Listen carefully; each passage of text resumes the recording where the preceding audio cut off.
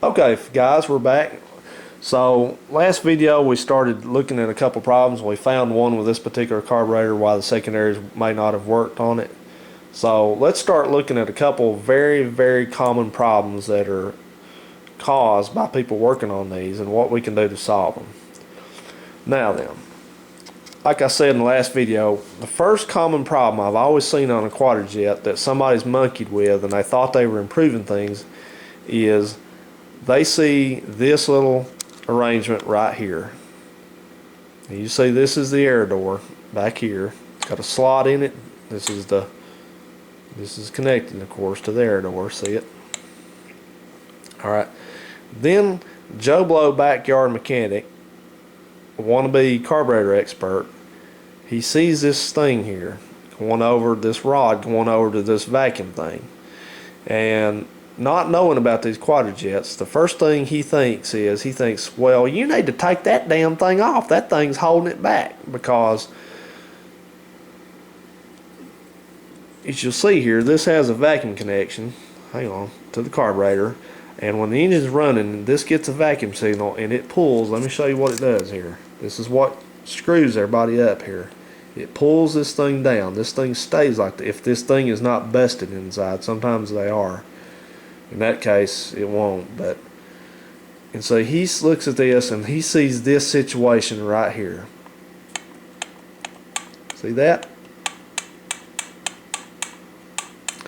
First thing he thinks of, because he doesn't understand why this is on here, is, like I said, he said, that thing's holding it back. You need to get that off there. Take that damn piece of shit off there. Well, Joe Backyard Mechanic, when you take this piece of shit off here, which is not a piece of shit, it has a name, you just caused the first problem. And many people have done this because they didn't know better. And I'm not trying to make people feel bad, but I'm trying to show you, trying to educate you why you don't want to take this off. Now, let me back up a step. You see this one has two vacuum brakes, the front and the back one.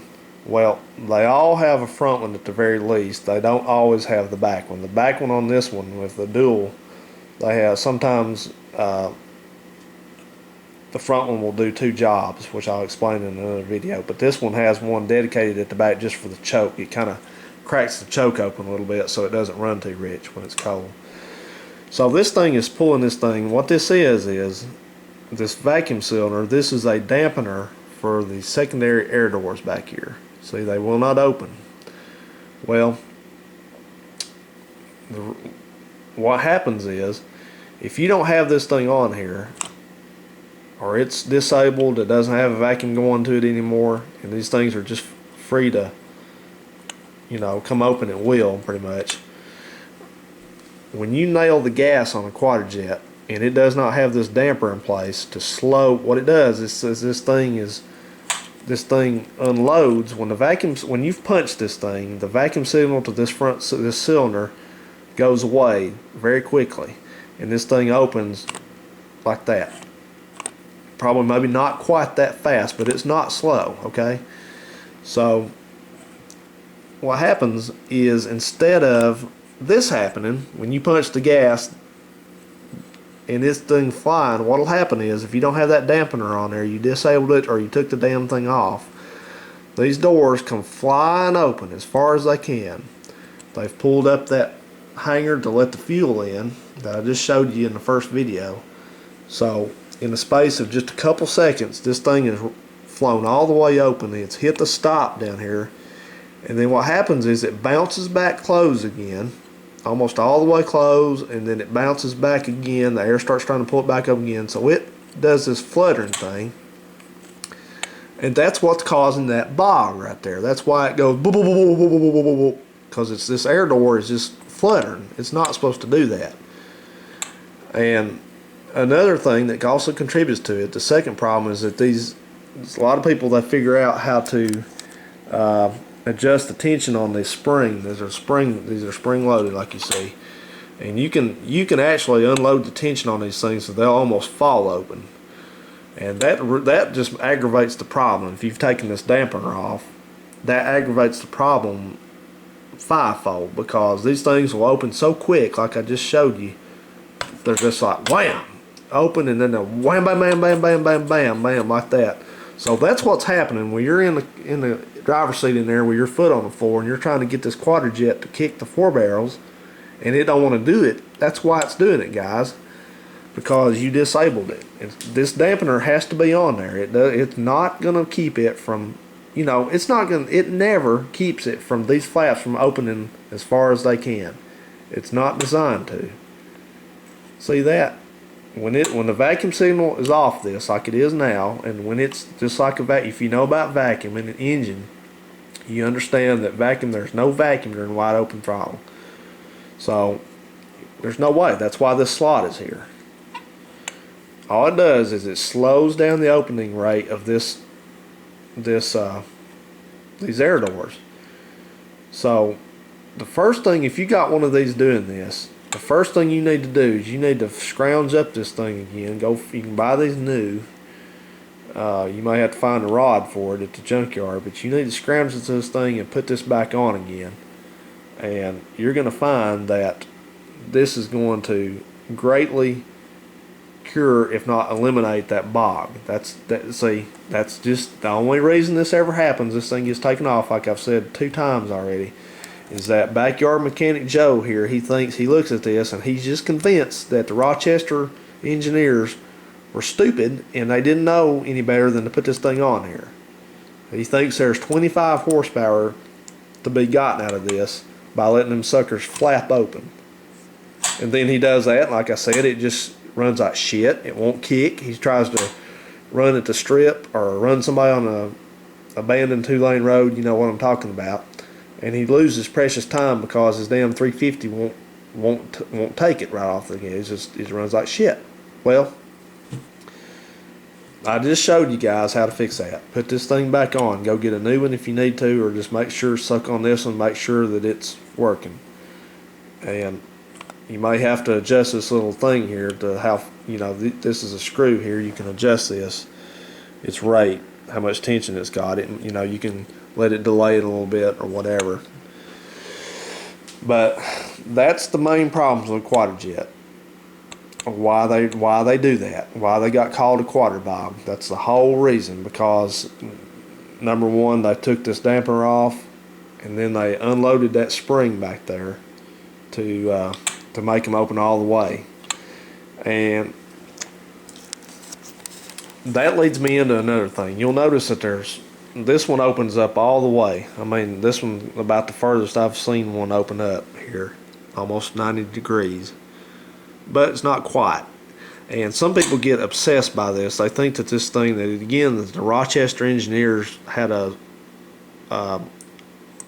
stupid idea by this, that they need to open up all the way to get all the airflow. Well, let's look at a couple scenarios. If this Quadrajet is on a 455 big block Buick or Pontiac or 462 whatever, it's going to have enough airflow come through it that it very well is going to use this, every bit of this. It's going to open them up nearly all the way. But there are people that are just obsessed with the fact that their 305 or low compression old 307 or whatever will not open these doors up all the way. Yeah, it makes the noise. It goes boom, you know, but it's only opening up about this far. Well, guys, there's no reason to modify these things. Some of these have a tab on them down here that will not let these open all the way on those low cubic inch engines, those little bitty engines of 307s.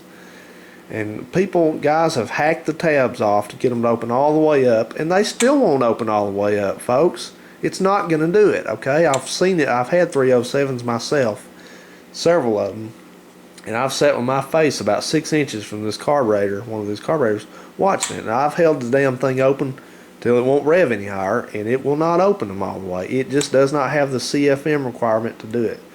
So don't make that mistake. If you have a 305 or a 307, don't sit here and fuck with this carburetor, these air doors, thinking that you got to have them open all the way.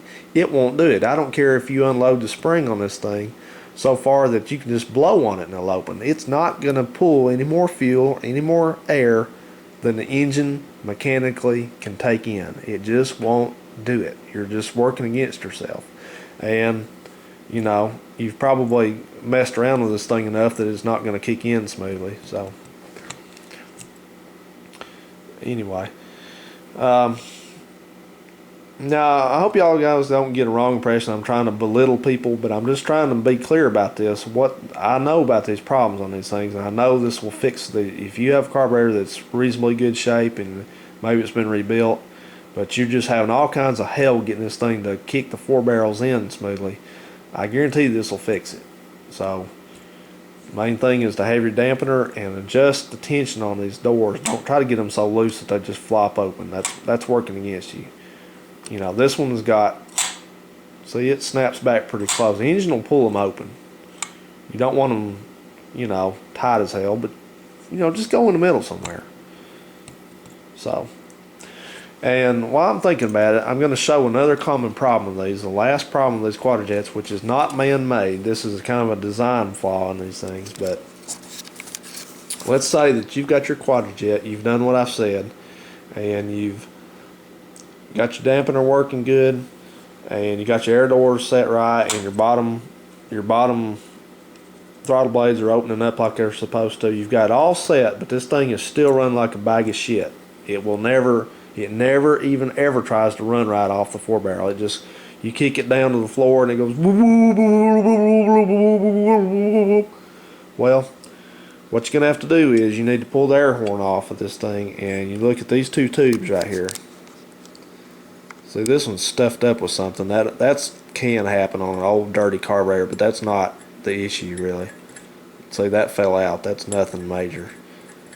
These are big enough that they rarely get clogged up. The problem is these are the secondary fuel pickup.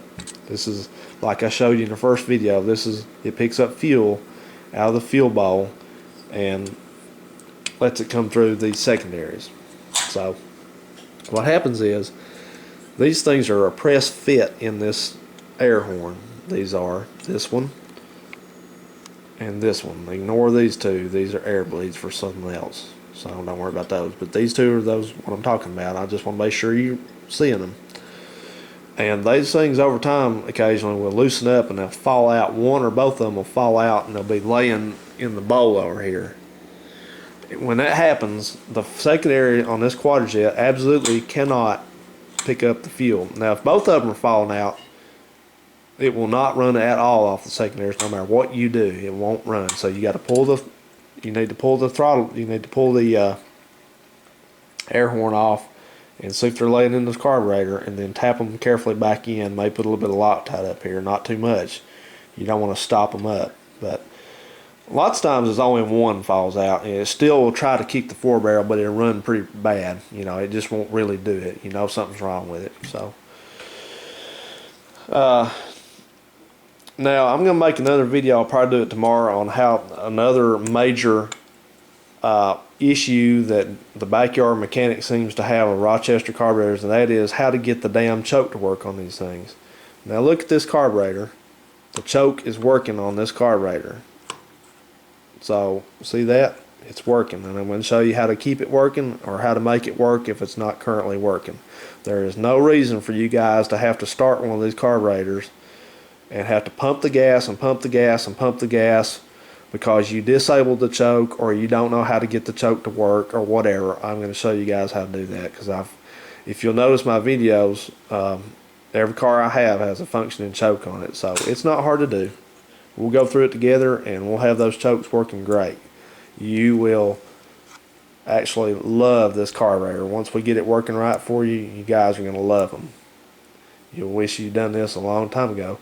And please ask me any questions that you need to ask. You know, it's like any video, I probably may have left something out. But I'm glad to answer questions from you. So suggestions if you want to see a video about something else to do with these, I love to talk about them. So just let me know. Until then, I hope you enjoy the video and stay tuned.